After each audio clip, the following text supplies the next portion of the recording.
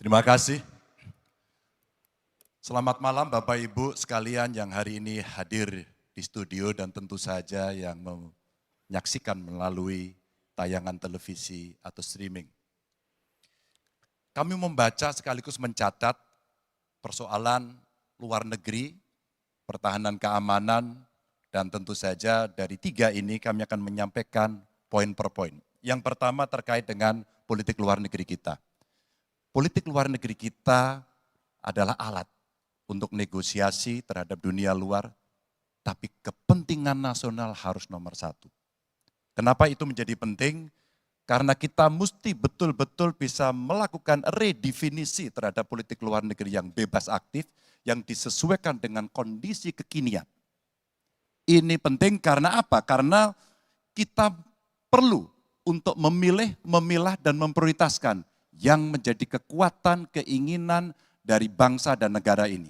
Rakyat butuh bekerja, rakyat butuh lapangan kerja lebih banyak, investasi harus lebih banyak. Maka kita mesti memperkuat infrastruktur diplomasi kita, duta besar, para diplomat, dan tentu saja inilah yang mesti kita berikan penugasan-penugasan untuk membereskan persoalan-persoalan kepentingan ekonomi nasional dalam konteks kekinian. Dan tentu saja kita tidak pernah lupa, Indonesia selalu setia pada kesepakatan yang pernah diambil. Dekolonisasi yang dilakukan mendorong, meyakinkan kita semua untuk membebaskan seluruh bangsa tanpa boleh mengintervensi satu dengan yang lain. Dan inilah komitmen kita pada kemerdekaan Palestina yang kita dukung terus-menerus. Maka kalaulah kemudian itu kita kerjakan, beberapa problem krisis iklim barangkali akan kita selesaikan dengan membawa pola-pola diplomasi sesuai dengan kekinian yang diperlukan. Atau barangkali kepentingan UMKM yang mesti kita bawa ke dunia internasional seperti praktek yang pernah kami lakukan di Jawa Tengah. Dan itu membuat masyarakat akan merasakan politik luar negeri jauh lebih baik. Pertahanan, sistem pertahanan rakyat semesta mesti kita dorong, kita lapisi dengan pertahanan yang betul-betul berlapis dan kita jadikan benteng pertahanan Nusantara sebagai sebuah satu kesatuan. Dan kita perlu melakukan penataan gelar pasukan karena IKN menjadi pusat gravitasi baru. Dan ini bagian dari antisipasi terhadap tarung global antara Amerika Serikat dan Tiongkok. Untuk itulah pertahanan kita mesti masuk pada wilayah 5.0 dengan teknologi sakti, dengan rudal hipersonik, senjata cyber, sensor kuantum, dan sistem senjata otonom, dan itu bisa dilakukan kalau anggaran dari Kemenhan itu 1-2% dari PDB, sehingga MEF kita akan bisa tercapai. Karena ini yang mengerikan di 2024, saya khawatir ini tidak akan tercapai. Untuk keamanan, terorisme, narkoba, pinjaman online, judi online, kekerasan seksual, ini perlu mendapatkan perhatian termasuk TPPU. Maka reformasi kepolisian betul-betul harus mengantisipasi ini dengan penguatan cyber system kita, termasuk pengembangan SDM cyber yang kuat. Polisi yang menjadi pengabdi masyarakat betul-betul akan bisa mengayomi. Seperti kemudian pada saat saya bertemu dengan Ibu Mary Hugeng. Bagaimana Ibu Mary menceritakan bahwa polisi kita mengayomi dengan kesungguhan. Polisi kita hidup dengan sangat sederhana dan mereka punya integritas yang tinggi. Sebagai anak polisi, saya paham betul ini sesuatu yang sulit dan pasti akan bisa kita lakukan. Dan tentu saja inilah capaian-capaian yang akan kita lakukan oleh Ganjar Mahfud. Bismillah, insya Allah kami siap. Assalamualaikum warahmatullahi wabarakatuh. Selamat malam dan salam sejahtera untuk semuanya. Bapak Ibu sekalian, saudara-saudara sebangsa setanah air yang saya hormati, yang saya cintai. Ketika kepercayaan dari Ibu dan Bapak saudara sekalian diberikan kepada kami, maka kami insya Allah akan mengembalikan posisi Indonesia menjadi pelaku utama di dalam konstelasi global. Indonesia tidak hadir sebagai penonton, tapi Indonesia hadir sebagai penentu arah perdamaian, kemakmuran bagi seluruh bangsa di level global maupun di level regional. Kami merencanakan bagaimana kekuatan Indonesia, kekuatan kebudayaan, kekuatan kesenian, kekuatan ekonomi ikut mewarnai kancah dunia. Kita ingin film kita, seniman kita, kuliner kita, diplomati kita, para diaspora kita menjadi fenomena dunia, hadir mewarnai kancah internasional. Kita menginginkan dengan cara seperti itu, maka apa yang kita kerjakan di level dunia membuat Indonesia bisa menjadi tuan rumah di negeri sendiri, sekaligus tamu mempesona di negeri orang. Dan Presiden menjadi panglima diplomasi Indonesia. Bukan hanya hadir dalam forum-forum, tapi hadir mewarnai, hadir serius memperjuangkan amanat, termasuk amanat terpenting, menghapuskan penjajahan di muka bumi. Bukan sekedar statement dalam upacara, tapi Presiden dan seluruh jajaran diplomasi bekerja keras untuk itu, khususnya untuk Palestina. Tapi dalam kenyataannya, kita bicara tentang pertahanan di sisi lain. Kita menghadapi tantangan yang tidak kecil. Dalam beberapa tahun terakhir ini, lebih dari 160.000 orang meninggal, bukan karena serangan militer, tapi karena serangan virus. HP kita, komputer kita, diserang oleh cyber attack. Lebih dari 800 juta cyber attack. Perdagangan manusia, perdagangan anak.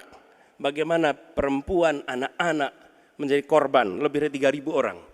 Dan narkoba menyerbu Indonesia. 4,8 juta orang terpapar narkoba. Keluarga-keluarga kita menderita karena narkoba ini. Dan itu pedih sekali. Itu tingkat keluarga. Pencurian ikan, pencurian pasir, itu menandakan bahwa kita kebobolan. Dan lebih jauh lagi, ironisnya, Kementerian Pertahanan menjadi kementerian yang dibobol oleh hacker di 2023. Sebuah ironi, karena itu kita ingin mengembalikan. Dan 700 triliun anggaran Kementerian Pertahanan tidak bisa mempertahankan itu, justru digunakan untuk membeli alat-alat alutsista yang bekas. Di saat tentara kita lebih dari separuh tidak memiliki rumah dinas. Sementara menterinya punya, menurut Pak Jokowi, punya lebih dari 340 hektar tanah di Republik ini. Ini harus diubah. Tambah lagi, food estate singkong yang menguntungkan kroni, merusak lingkungan, dan tidak menghasilkan. Ini harus diubah. Kami akan memulai dengan kepemimpinan yang menjunjung tinggi etika, kepemimpinan yang mengandalkan data, informasi, kapasitas yang serius. Kita ingin Republik ini berperan di level global, dijaga secara serius untuk rumah tangga, untuk nasional, sehingga kewibawaan kita adalah kewibawaan berdasarkan kekuatan. Untuk itu kita butuh perubahan. Terima kasih. Assalamualaikum warahmatullahi wabarakatuh. Assalamualaikum warahmatullahi wabarakatuh. Salam sejahtera kita sekalian. Shalom, Om Swastiastu, Namo Buddhaya, salam kebajikan. Bapak-bapak, ibu-ibu sekalian yang saya hormati. Malam ini kita membicara tema-tema yang sangat penting. Pertahanan, hubungan internasional, geopolitik, globalisasi, keamanan. Dengan demikian, kita kembali kepada dasar kita, tujuan nasional yang tercantum dalam Undang-Undang Dasar kita, dalam pembukaan Undang-Undang Dasar 1945, tercantum sangat tegas bahwa tujuan nasional kita yang pertama adalah melindungi segenap bangsa Indonesia dan seluruh tumpah darah Indonesia. Jadi, fungsi dari negara yang pertama adalah melindungi, berarti pertahanan. Saudara-saudara, kita memahami negara kita sangat besar, sangat kaya, ratusan tahun negara-negara dari jauh datang ke Nusantara ini untuk intervensi, untuk mengganggu, untuk adu domba, dan untuk mencuri kekayaan kita. Sampai kita merdeka, kita pun harus berhadapan dengan kekayaan alam kita diambil dengan murah. Karena itu, untuk kita menjadi negara makmur, untuk kita menjadi negara sejahtera, untuk rakyat kita hidup layak, punya pekerjaan layak, kita harus menjaga kekayaan kita. Kita harus menjaga dan habis itu kita harus mengelola kekayaan kita. Saudara-saudara sekalian, politik luar negeri kita secara tradisi sejak awal kita merdeka adalah bebas aktif, adalah non-blok, tidak memihak, tidak ikut blok-blok, tidak ikut fakta. Ini akan saya teruskan. Dengan hubungan baik dengan semua kekuatan, kita bisa mengamankan kepentingan nasional kita. Saudara-saudara sekalian, 1000 kawan terlalu sedikit, 1 lawan terlalu banyak. Kita akan menjalankan politik tetangga baik. Saudara-saudara sekalian, kita bertekad harus punya pertahanan yang kuat. Mungkin ada yang asal bicara tanpa data, ya kan? Mungkin didorong oleh ambisi yang menggebu-gebu sehingga tidak objektif. Saudara-saudara sekalian, saya sebagai Menteri Pertahanan berpegang kepada doktrin, kepada strategi nasional, dan semuanya adalah atas dasar kepentingan bangsa dan rakyat Indonesia, dan saya mampu mempertanggungjawabkan, dan saya berkeyakinan hanya dengan pertahanan yang kuat kita akan dihormati, kita akan menjaga kepentingan nasional kita. Kalau kita buka buku ilmu pengetahuan yang paling dasar, kekuatan nasional harus ada kekuatan militer. Tanpa kekuatan militer, sejarah peradaban manusia mengajarkan bahwa bangsa itu akan dilindas seperti di Gaza sekarang ini. Akan diambil kekayaannya, akan diusir dari tanah airnya. Tidak bisa tidak, kita harus kuat. Kita harus kuat. Terima kasih. Wassalamualaikum warahmatullahi wabarakatuh. Baik. Waalaikumsalam warahmatullahi wabarakatuh. Kami persilakan